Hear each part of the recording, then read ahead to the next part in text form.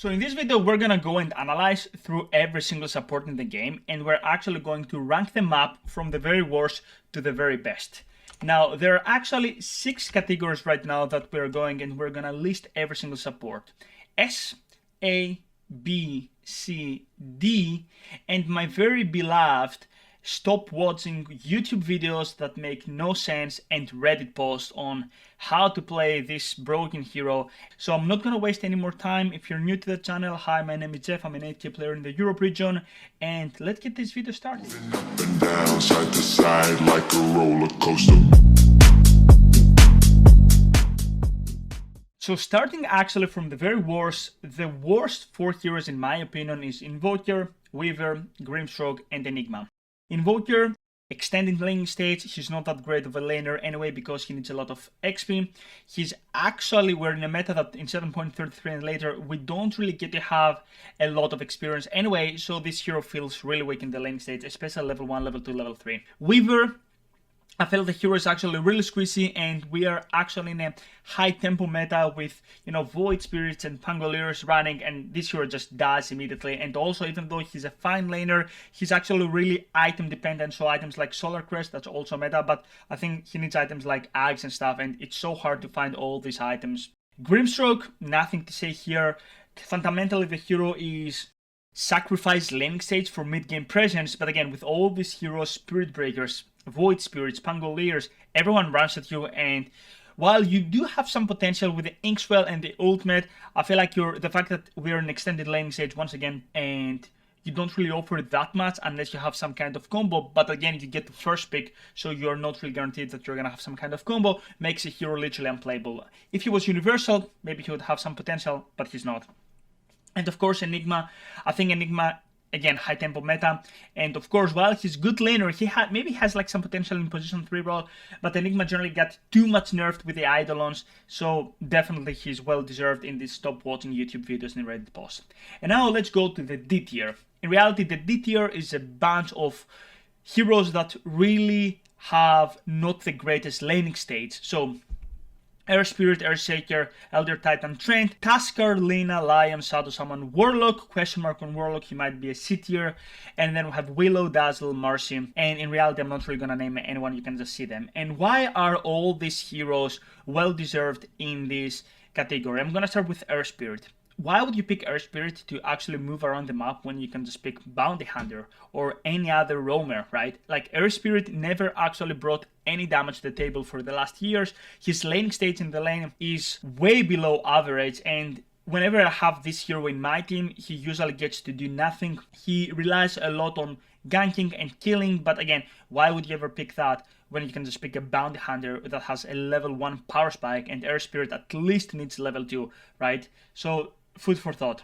Earthshaker, level dependent, item dependent. Like, unless we have a range position 3 meta, he doesn't really offer that much to the table as support, right?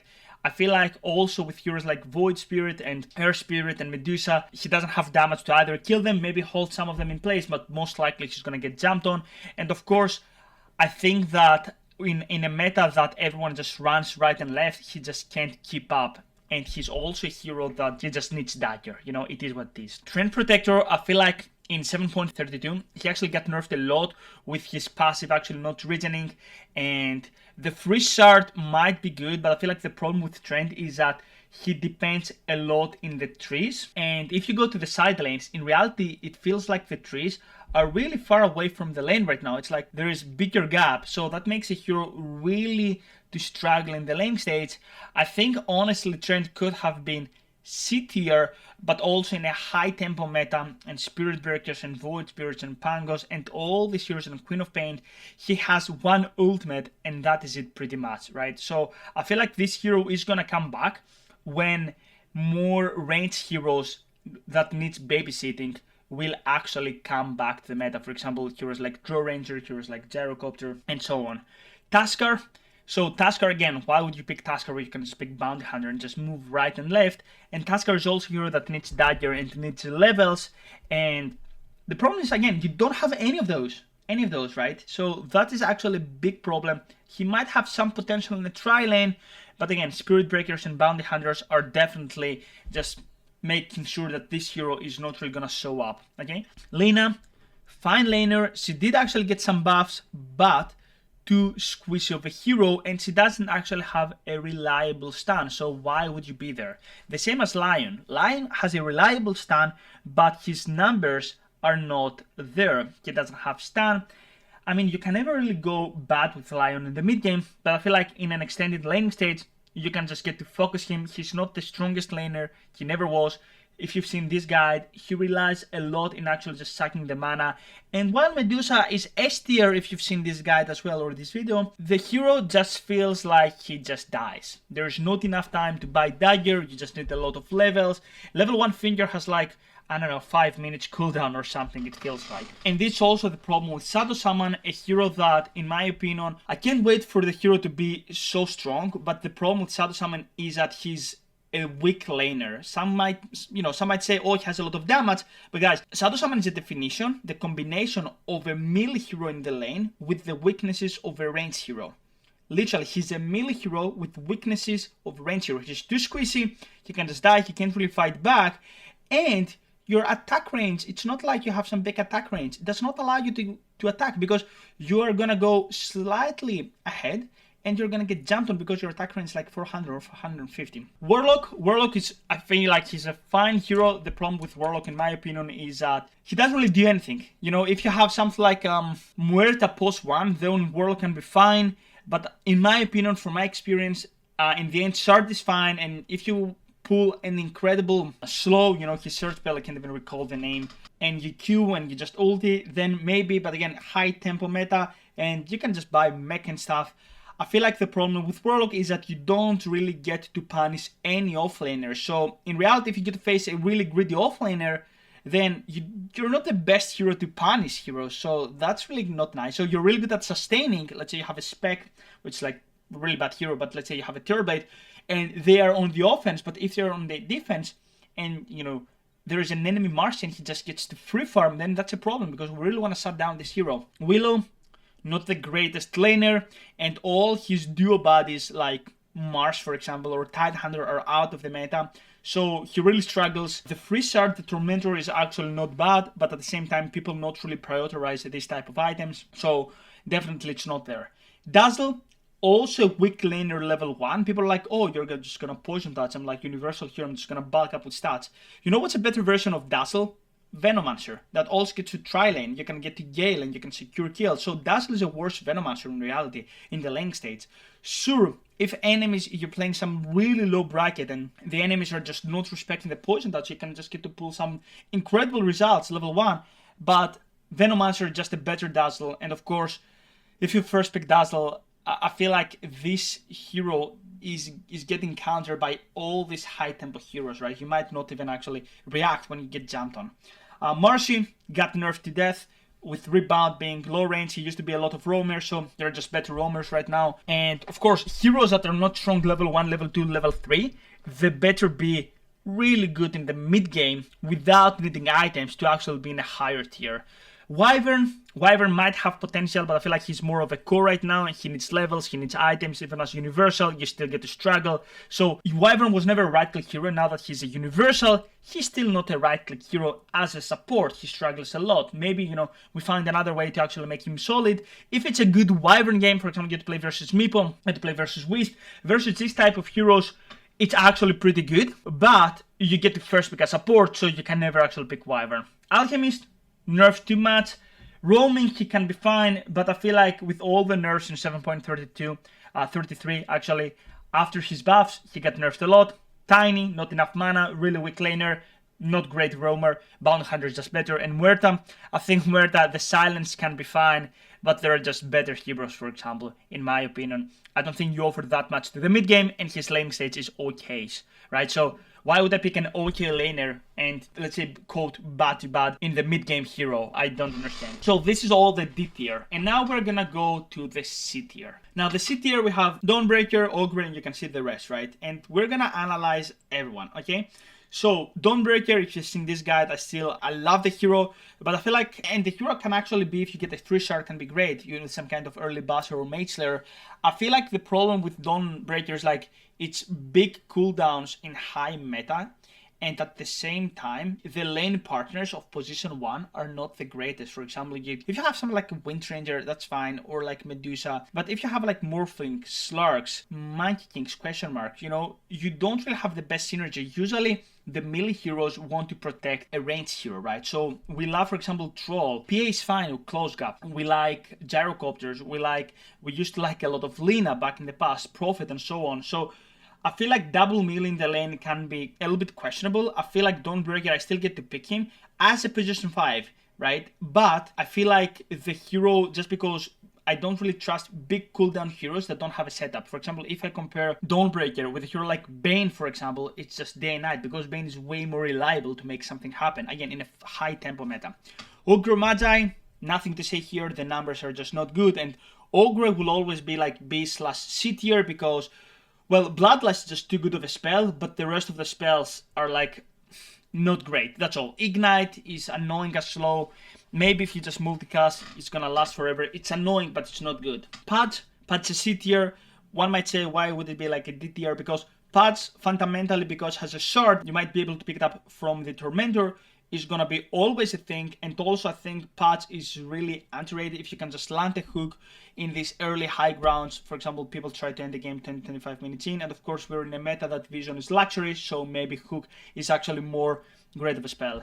Hoodwink, weak laner, his lane bodies are not meta right now, again like Marsh, similar to Willow, and I feel like you need a lot of XP with this hero, and again XP is a luxury. Gyrocopter, I think he has potential as roamer. I've actually, if you've seen this guy, have tried it many times. I think he's okay, but in my opinion, he's more of a roamer rather than a position 4/5, and I think it's more of a team-oriented hero rather than just trying to run right and left and make something happen, right? I think the numbers are good. I feel like he just is really good at killing, not good at laning, if that makes any sense, right? So you don't really like to be static, but at the same time, if you move around, you are not guaranteed that you'll find kills, and maybe you just waste your time. Slark, well, we saw Tundra actually. We saw Saxa from Tundra making this a thing. I think he's C tier, maybe mainly because if you're like a person 4/5 and you have some kind of combo and you just isolate some support, you're actually really good to right click him. But most importantly, you can get to D-ward the whole map, and just that, you know where the ward is, unlike Zeus, for example, right? You really know where the ward is, and that's more than enough to put you in the C tier. AA, I don't know. I don't even know why he's C tier, to be honest. I was never capable of actually playing this hero. I was actually missing all his spells, especially the ultimate. But the shard is pretty good. The fact that Vortex actually deals damage is pretty good. He used to be a pretty bad laner. Now he's pretty okay, right? But I feel like if you compare, for example, with the other Ice heroes like CM, Lich hero, he just for sure lacks laning stage, and we're again extending laning stage like 8 minutes in, 10 minutes in. You're gonna be there, so you better pick a hero that's actually strong. Now, Shadow Demon, people are like, oh, Shadow Demon is so good. Yeah, okay, guys, don't compare, please, the professional scene with the pubs. In my opinion, Shadow Demon is similar to Grimstroke. Sacrifice laning stage for mid-game presence, and you get to first pick. Listen to me. In my life, I've never lost, I think, a lane against a Shadow Demon. You have to be great at the hero. It has to be a great Shadow Demon game. For example, you get to play with a Wind Ranger or an Abaddon, so you can just get to dispel them, or you get to hold them in place, for example, when you use Borrowed Time. Yes, but you get to first pick in pubs. So Shadow Demon, well-deserved C tier. It's one of the... it's not even one of these things that you just get to debate, for example. If you first pick, you can never go for Shadow Demon. If you last pick, be my guest. If it's a great Shadow Demon, sure. Witch Doctor, strong laner. His sword is fine, but I feel like Witch Doctor, for me, people right now get to actually skip cask. I don't really understand that. For example, I've seen Kuroki and I've seen like others going for 0-3-2 build. I will always go for cask. The problem with Witch Doctor that I have is that the hero is just not reliable. That's all. He's just not reliable. Cask is not reliable in lane. Laning stage meta, you better pick strong laners. Abaddon, to be honest, Abaddon, I just changed my mind. I'm gonna put him right now in the C tier, right? And there you go. I'm gonna edit because I just changed my mind. I think he's great, and we're gonna analyze him soon. Snapfire, big ultimate. I think he's fine laner, but he needs, in this high tempo, he just struggles. He doesn't have a setup, and we need heroes that will actually hold all these jumpers, the embers, the voids, the cops in place. That's all. We're in this meta, and we need heroes according to that. And Venge could be like, I really gave it a thought for Venge. I think due to the sword, that getting bounced 2 heroes, and if you somehow get Axe, but of course you can't really think of that. She's universal, so she might actually get to bulk up with stats a little bit more. I feel like it's just a shard that makes her really good, and the fact that early high grounds can be punished because, just like pads, who can swap, you can't really play around this idea. It's just too strong of spells fundamentally, okay? So I put Venge in the C tier because I feel like, okay, maybe, you know, something sneaky is there. And we're gonna go to the B tier, right? And this is the B tier in reality, right? And let's analyze. Rubik, fine laner, okay mid game, but I feel like the fact that we're playing versus a meta with really unique spells, like Wind Rangers, like Morphlings, make by default Rubik a really strong laner. He's also fine laning stage, he receives many buffs, telekinesis shard, really strong, Fate Bolt, really nice, so definitely I think he's a B tier. Nyx Assassin, if you've seen this guide, you know what are the S tier carries, and of course, it's really obvious, right? You get to kill heroes like Wind Ranger solo, heroes like Morphling solo, Medusa solo, heroes like Batrider and Void Spirit, and everything like Corpse and Embers are in the meta, and Carapace gets to hold them in place, and you can get to solo kill them, especially if you have Shard and you have like Grove Bow from tier 2 jungle item. Definitely well deserved, right? Scarlet Mage, strong laner, strong mid game, can set up, silence, super good, especially against BKB right now. Nothing to say, Sancer will always be a really solid choice. You can't really go wrong with that. Clockwork, also the fact that he's universal doesn't really change anything. Good initiation, so when you think heroes like Taskar and Trend and Air Spirit, why would you pick that when Clockwork has like level 3 power spike and can kill most of the heroes in the game, level 6 power spike, and can just move around the map just like a Nyx Assassin, just kill them, right? Really good with cogs. Like the hero is unique, you can just gank, you can just roam. The hero is perfect. B tier, mainly in my opinion, because there are heroes that can just get out of the cogs, but other than that, I think you can never really go wrong with Clockwork. Batrider, a new hero, usually you do skip Sticky Napalm, and why do you get actually Batrider as support? Because actually realize that, okay, Batrider can actually benefit from right clicks right now, okay? He can actually benefit from right clicks, and you skip Sticky Napalm so you will not benefit, and Lasso is still a Lasso. His shard is still really good, and if you pick it up from Tormentor, that's great. And in reality, it's like, I feel like we're just turning into this support Batrider, mainly because you play around just a Dagger or just a Force Staff, which also a support item, and you can't really go wrong with that. Just like a Feint, you know, get away from the, oh, I can kill with right clicks only lane, and then you're just lassoing heroes, and you're like a support, and you can just, you know, move them away. Like, the concept of moving enemies is just incredible in Dota. That's why heroes like Venge and Pods and Batter are just so strong, okay? Silencer, B tier, you know, global is always gonna be global. His stats is fine. He's a strong laner, I'd say. Make sure you get Glaives level 1 and start right-clicking. And yeah, Monkey King, map is limited, not the strongest laner, so you will either have lanes that you will win, or lanes that you'll just lost, but you can just try lane, you can steal Wisdom Runes, you can move around the map, give information, and the concept of information is definitely there. Disruptor, a solid laner. I feel like the problem with Disruptor right now is that he's too mana dependent, right? And while he's really good with being from ahead, he's not great from playing from behind. So in my opinion, Disruptor is great if it's like a second phase pick and you know that you're going to have a lane partner that's strong, for example, and you're going to snowball and then you're going to play from ahead the whole game and you're going to glimpse people back, and that's great. But other than that, I think Disruptor is an okay pick. Jakiro, I think Jakiro is literally the same as Silencer. Strong. He has some really, maybe he's like way stronger laner, okay? But his mid game is like, okay, he's really slow. Ice Path is not really reliable. And that's it pretty much. That's it. You don't need more. Your Axe is great, but how are you going to get there? So a strong laner, not that strong of a mid game.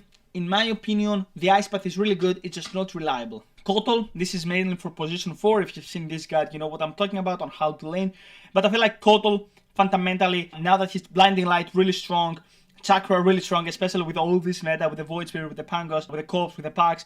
You know, lower the ally cooldown. You can just blast the wave. Blinding light really good. You can get a free shard. You can like relocate or like call them back. A fine choice if you're a Kotal player. Otherwise, don't pick it. You have to be like myself, a good Kotal player. Okay, Prophet. Nothing to say here.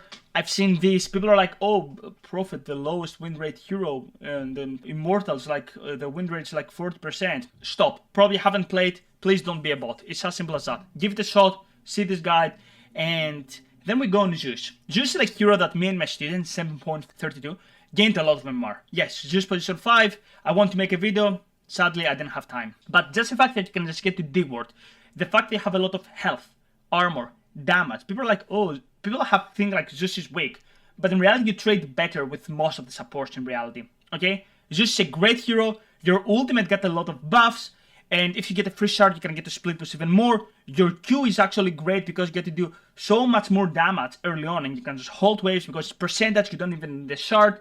So if you're a good Zeus player and you utilize great the right click aspect in the lane, as a position 5 especially, if you're like too scared to play it as position 5, you can do it as position 4. It's a great option, okay? Bane, hold in place, and Feeble great spell, Sleep great spell. It's a fine, okay? Clinks, I haven't really given it a shot, but I feel like it has a potential solar, like a fast solar crest, right? And, well, you can get Rosen real fast, you can push towers, but again, you have to utilize your right clicks, you have to be really good with the clinks, and you have to constantly spam. 10, fine hero right now. You need to be a 10 player right now, and of course, you need to snowball. If you haven't played 10, don't even give it a shot. I think 10 cannot be on C tier, but he cannot be on A tier because compared to Enchantress, well, he's just not as fast, not as strong of a laner, and you have to pull off something really strong, really confident. If you're not great at the hero, you're gonna pull something like stop watching YouTube videos and Reddit post result, okay? Then we have Wisp. I think Wisp is like similar to Prophet in my mind. Then you can just get to relocate and you're gonna steal the enemy wisdom runes. This is what I tried and so far it works out great. But what you can also do is you can get to buff all these S tier and A tier heroes. You can play it as position 4 or 5, doesn't really matter. Ideally it's position 4, even though I played it as position 5 mainly. But you can help to, Bloodseekers and Slarks and Mankings and Dusas, you're great with them. Phoenix, similar to Chen, you have to be a great Phoenix player. I think the hero is fine. A free shard is really good. I feel like you need to be strong with the lane. So unless you are good with the hero in the lane stage, you're gonna find yourself in big troubles, okay? And also the Phoenix is really quote-unquote a B tier because all his counters, like for example Ursa's, are not meta right now. Windranger, strong laning stage, strong mid game, even as support, just don't go for damage, try for the utility. Shackles, you go for damage if you're really far ahead. And Abaddon, we just moved him from C tier, but I feel like Abaddon is great, not because he's universal, but because high tempo, it's hard to actually focus him because he has like borrow time and, well, in reality, you can never really go wrong with Abaddon. Get items like Mech or Pavise and Whole Locket, and you can just pull an Axe, it's great. And just because high tempo, you can get to Dispel, Beastmaster is back in the meta, so I'm not really gonna go into more details. I think he's fine. If you've seen like this guide, you can just take some ideas on how to approach a laning stage. In fact, he's universal, maybe just bulk up with some branches. And now we're gonna go to the A tier. This is the A tier, and of course I'm gonna start with my very beloved Crystal Maiden, level 30, over 700 games. If I'm known for something, probably that is it, and there's nothing to say here. An absolute beast in the laning stage.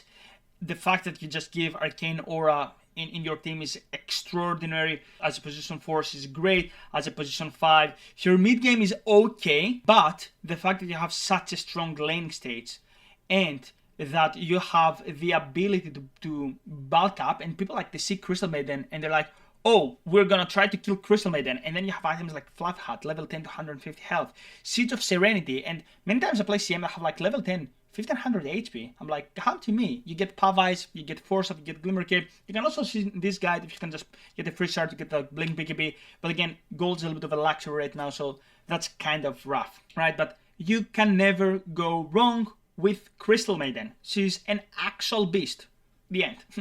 Then we go for Pagna, and I think like Pagna is great just because Medusa is in the game and you can just get to sustain her, and Netherworld is also really good. About laning stage, yes, Pagna is great because she has like 630, if I recall, attack range, solid animation, solid right clicks. You can also get to decrep any ally that he's gonna get jumped on. Definitely Pagna if you utilize orb walking, that means attack and move. you are good to go, right? Pugna is definitely an A tier hero. Bounty Hunter, my beloved Bounty Hunter, more than 400 games. I love the hero. What can you say about the hero? Level 1 power spike, can try lane. There are not enough sentries in the game. You can just move right and left. You can snowball with tracks. Not mana dependent because you usually get to skip toss right now. Can snowball with the team. A natural aura carrier. You can go for drums, you can go for mech, you can go for force up, you name it, you can go for it. You place deep vision, again, in a meta that you can't really predict where enemies are gonna place vision. And if you've seen this video, you know what I'm talking about. It's an absolute beast, and it was about time for this hero to become really damn good. Oracle. And now, some people are gonna put him S tier, some people are gonna put him B tier. I'm gonna tell you this. If you make the hero work, for me it's like A tier, but if you make the hero work until level 3, then that's great. Oracle's level 1 and level 2 are absolutely horrible. You have no attack, you have no damage, and many times I actually tell students, please don't get Oracle, right? You have to be really good at the hero, you have to be really good at positioning, and as we said like in the carry guide, Naga was like A tier just for the Naga players. Yes, Oracle is a great hero. Why? Because his second spell, Fatal Edict or something, can recall the name, the W, right? In reality, it's just too strong right now. You can get to disarm enemies, and you can get to actually have a full BKB to your allies. I'm like, you can't really go wrong with that. But your level 1 and level 2 are so bad, so you have to be so good at the hero. Utilize right clicks, back and forth, orb walking, abuse animation, that's really good on Oracle, abuse attack range, and if you don't do all of the above, don't pick this hero, okay? Definitely deserved, in my opinion, an A tier, but if you can't pull him off, then in the right clicks and be good at mechanics, then my piece of advice would be stay away from that. Leech, what can I say about Leech? If you've seen this guide, an absolute beast in the laning stage, just like Crystal Maiden, and of course, his spells like Frost Shield just scale in the mid game. Like, you can't even focus anyone when there is a Leech unless there is Nullifier. It's incredible how strong this hero is. The only downside is that he's ugly compared to Crystal Maiden, but other than that, you can never really go wrong with that. Pick Leech, focus on the lane stage, see this guide. It's gonna help you 100% on what to do in the lane stage, what to do in the mid game, and just win free MMR actually. Undying, you know, after Crystal Maiden, I'm an Undying expert. You can see both of these, right, on how to play Undying in the lane stage, how to play Undying in the mid game. If you want me to make another Undying guide, make sure you just comment down below. I'm actually thinking about this lately. Nothing to say here. Medusa, people don't pick it, but still strong. You just need to do a lot of attacking. You need to find too much snakes. Level 2, really strong spike. Level 3, really strong spike, and what items you get? Philacery, Axe, Shard, and you're just good to go. I think Medusa is actually still a really solid hero as a support. Enchantress, a better Chen. If you've seen this guide, you know what to do on the lane stage. I feel like you just get Impetus level 1, you just get Enchant level 2. Your big spike is level 3, where Enchant has bigger cooldown, and again, you get to scale really nice. That's the thing, you have a strong lane stage and a strong mid game, and you get to scale really nice. This is what Dota is all about. You get to scale really nice. Similar to Mirana. Strong right click, okay mid game. The problem with Mirana, in my opinion, is that she doesn't really get to do something specific, okay? What does it mean? She has no damage as support, she doesn't have a nuke. She is okay throughout all the stages of the game. She's a universal hero, so she benefits from stats, so you can go, for example, Bracer in the lane, and then maybe get something like a Tread or Arcane Boots, for example, into Mech, or Arcane Boots into Athos, to also like get some kind of right click, but I really want you to get away from the right click idea as Mirana support. And yeah, I think she's an okay hero, that her numbers are just really good, that make your laning stage really good and your mid game really nice. That's all. And Venomancer, level 1 power spike, really good. The Shard, we're in a Dispel meta with Abadons and Omnites and Oracles in Dispel meta, and the Shard is pretty good, right? The Shard is actually pretty good on Venomancer. Strong laner, universal, bulk up stats, win your laning stage. Snake is gonna give you infinite vision. You can get to D-ward because you don't have to place the sentries in the uphills. You can just place them in the optimal spots, and you can get to use the snakes. The hero is definitely worth deserved in the A tier. Really strong on actually fighting on the boundary runs, you can't really go wrong with Venomancer, right? As long as you abuse the right click. And Omni Knight, the reason why Omni Knight I have him in the A tier is because I have pulled some really good results, and in my mind, for someone else, he might not be A tier. In my mind, Omni Knight is always gonna be a really worse Abaddon, but I feel like the fact that I'm just doing pure damage in the laning stage, and if you've seen this guide, you know what I'm talking about on how to approach the laning stage. Actually, I feel like lately Omni Knight might be a better Abaddon in the laning stage, and there's like everything to dispel right now. The problem with Omni Knight is that you get hard countered by Nullifier, and I've actually played many games that I'm actually playing incredible and then Nullifier just hard counters me. Also, you must be really cautious with positioning, unlike Abaddon, because if you get jumped on, you die, unlike Abaddon that has like the ultimate. But in my opinion, we're in a meta that observers and sentries are luxury, so you can get to hide really good. And unlike Abaddon with the Photic Shield, if you put a really good dispel on Heavenly Grace on Omni Knight, you get to give like 1000 HP, actually game-changing fights, right? So for me, I have him in the A tier because I have pulled some insane results. And lastly, we're gonna go to the S tier, and of course, what surprise, we have Spirit Breaker and we have Techies. I'm gonna start with Spirit Breaker. Generally, it was always annoying to play against Spirit Breaker, okay?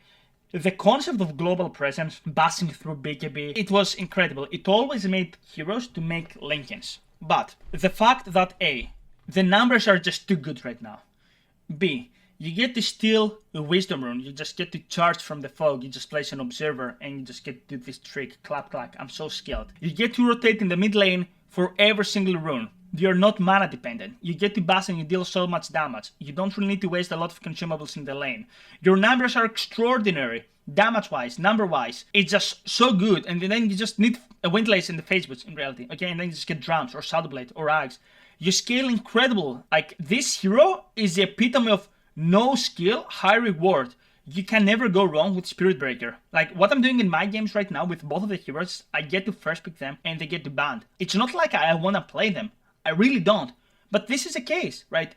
At least in the Immortal bracket, in the high ranks that I'm playing, people are just picking that non-stop. And unlike Techies, the freaking Spirit Breaker is actually a 1 IQ hero. Maybe I'm saying too much. You don't even need to know the hero. Many times I tell to my students, maybe we just play that. I mean, I don't know why we're even trying. Just play that and just gain MMR. It has worked out really well, but of course we play Crystal Maiden because we love that, right?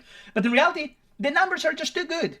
You have synergy. You load you can split push. Like, you want to play high tempo, Spirit Breaker. No tempo, Spirit Breaker. Late game, Spirit Breaker. I'm like, where the hell does this hero just stop? Like, and you know, when just abuse that shit, honestly.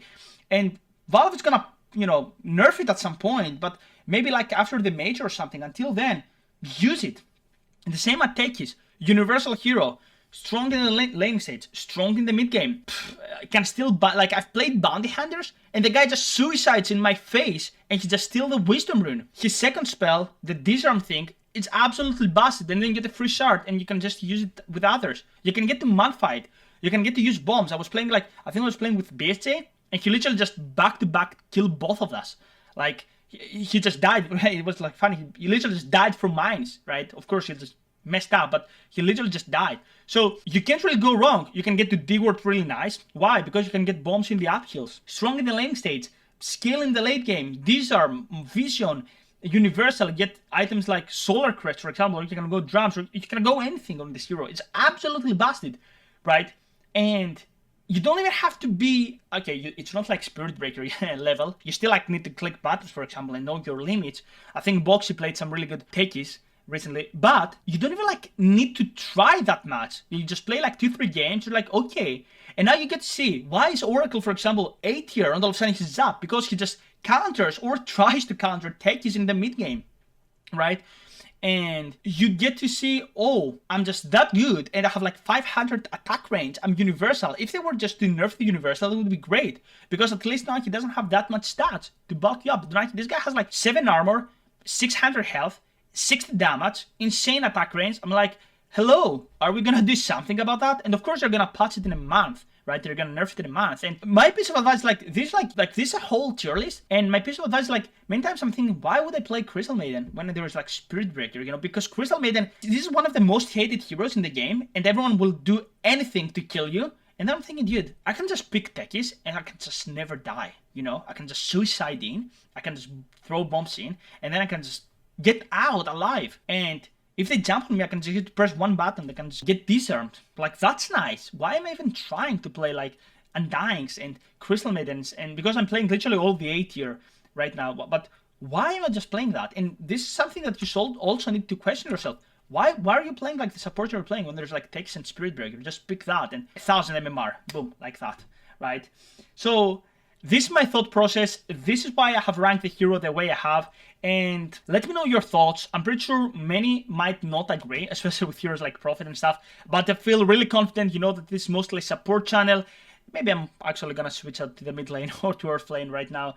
But definitely, this is more or less accurate. And this is the end of the video. I'm looking forward to your comments to actually let me know what you think about these heroes. I really want to know, I really want to find out what you guys think about the patch overall. So please down in the comments below what you guys think about that. And lastly, before I close the video, we're creating something real beautiful here, a community that are in the mindset of actually improving, you know, and if you want to learn, and if you want to play with others, get live coaching, replay analysis, get to know players that are in the same learning mindset, you can actually join our 6-month coaching program, our community. It's something really beautiful. I'm actually really proud of that. And as usual, Jeff, GG, and I'll see you on the next video.